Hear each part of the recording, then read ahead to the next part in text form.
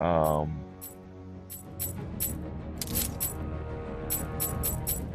I've been... Oh, that's pretty cool. The bat like that.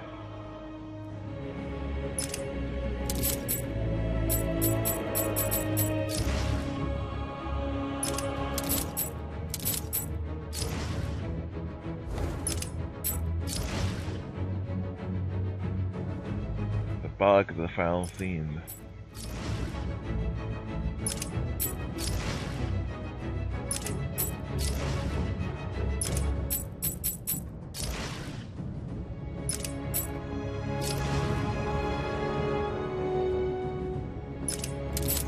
Box, I guess.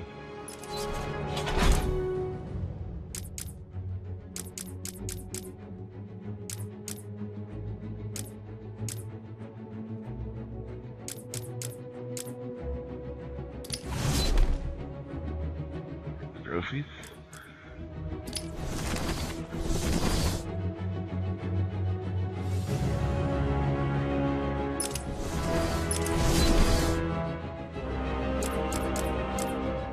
Yeah, Arkham City has beaten all 3 Arkham games. I've gotten this done on cast ahead of the upcoming Arkham Night on Tuesday. Yeah. I felt better I got this done back and I did it and got it done. I didn't, I just instead of trying to rush it, just do it like when I wasn't feeling like it. I came back when I felt any better. I don't know if it makes sense. It's a better place to do it. Like, I'm feeling more up for doing it, like now. It was like, I have to say that it wasn't as hard as it was. I thought it was gonna be. Maybe because, again, I've become more experienced with these games. And it wasn't like, God, it's just Asylum, did this, that's the other thing I wanted to do. It was just, I don't know. I got to some of the parts that I was really afraid of doing again, and it's just because I know more what I had to do than I did the first time when I played it.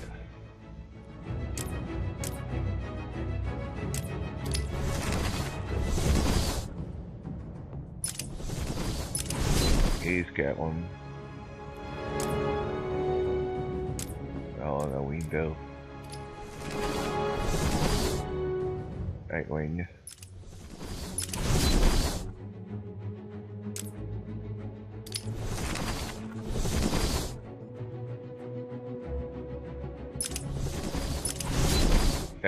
No, that was 90s Catwoman more like.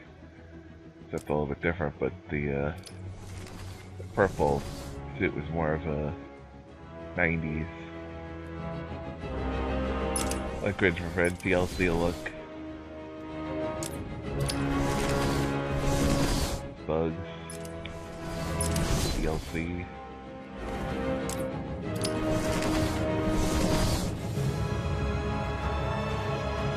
What is this?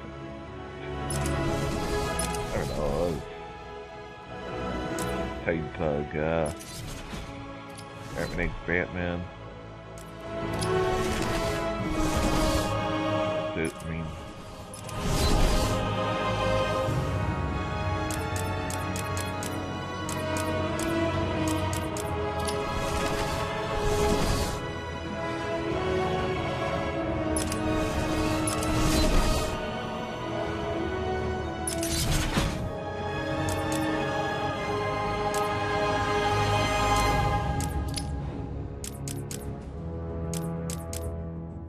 You know, those.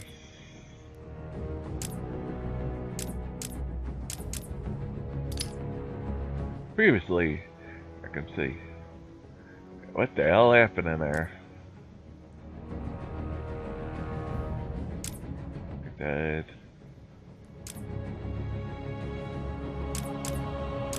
Funny how it saved you.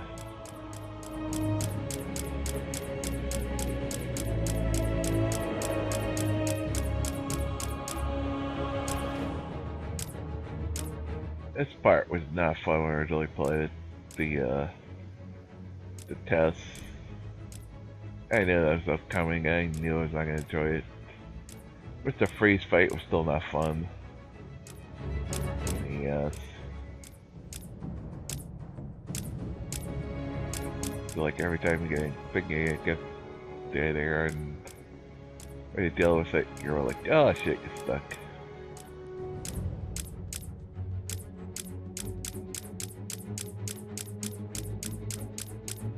I will say this: I am sad that I was always sad.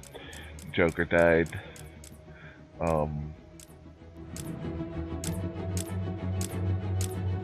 But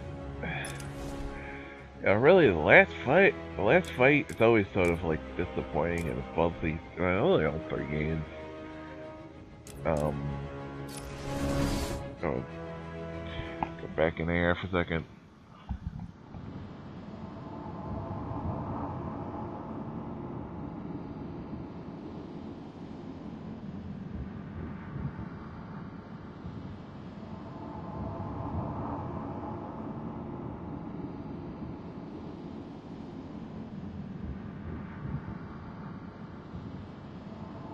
I think I gotta wrap it up. I don't know what else to play.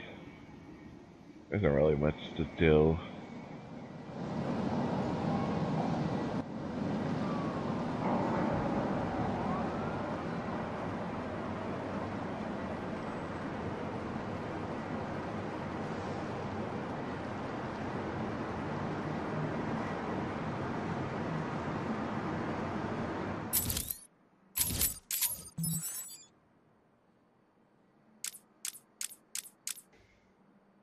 Go back into the game. Or freeze. Fortunately, it was sick.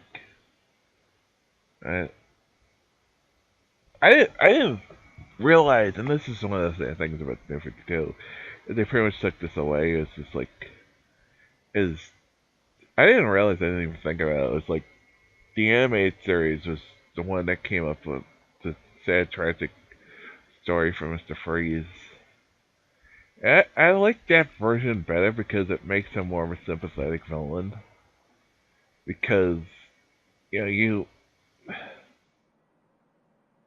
it gives us something different in the Batman mythology instead of just the villain that's like some crazy villain that just wants to kill people. And they're crazy and because it's frozen and wants to kill people.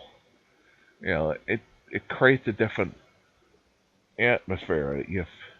You feel bad at the same time. You know, I think the show really did a very good. The animated show really did a good job of that, and you really feel bad for him, and it's to the point where even when he shows up in Batman Beyond, and he does show up in Batman. I don't want to spoil it too much, but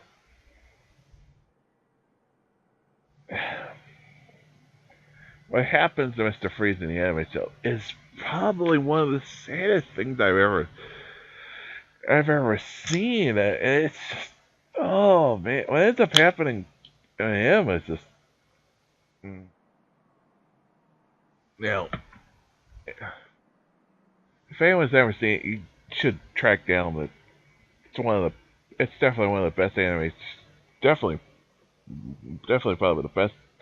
Not just one of the best superhero cartoons, one of the best animated shows ever. It still holds up. It's still one of some of the best storytelling you're gonna see on a children's cartoon.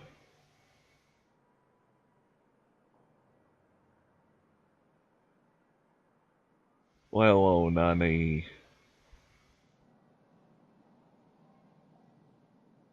on anything.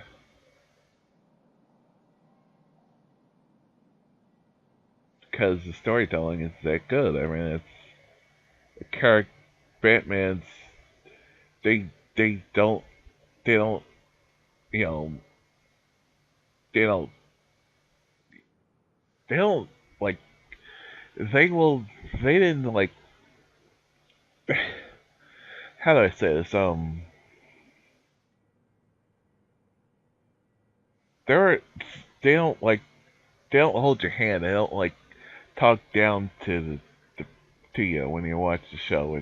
It's a very mature show, and Joker really wants to kill everybody. I don't know if Joker ever actually does on the show, but isn't like I mean, Mark Hamill's great, Kevin Conroy's great, the whole anime cat. Why do you think they always bring it back for stuff? That some of the most memorable performances, you know, Tara Strong pretty much created the personality and what we know of what Harley is on that show. She was the voice on the show, and there was nothing. Her performance is that just again a sympathetic character that was somebody who was you know who mistakenly fell in love with somebody who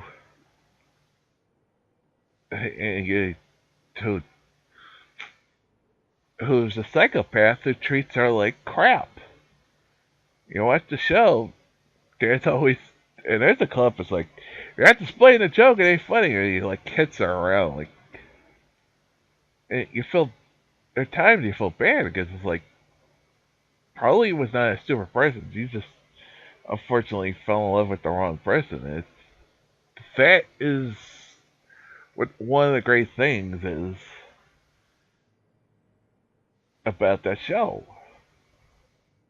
We crave very much a sympathetic understanding to not just the good guys, but some of the bad guys. That's what storytelling should be about. Telling good stories, making you care about the characters. Sometimes maybe even about the villains. Sorry. Hey, all it has to do with this, because this backstory really is mostly um, what came about. And beautiful Nora Freeze found undying love when she married the shy, brilliant gynecologist Victor Freeze. After she was struck by a rare disease, Victor used his lab to freeze Nora and stay suspended in animation until he could find a cure. Since then, Nora has been trapped between life and death.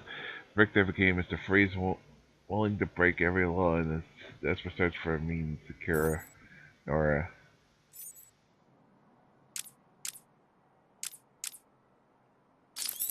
Robin, Tim Drake.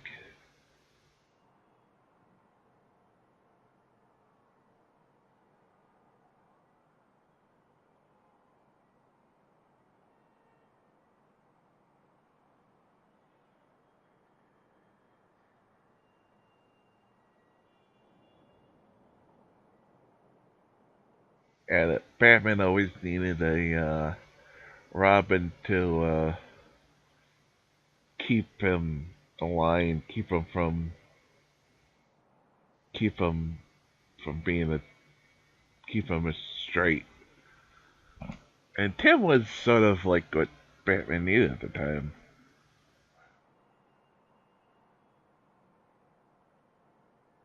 Guess then they screwed that up.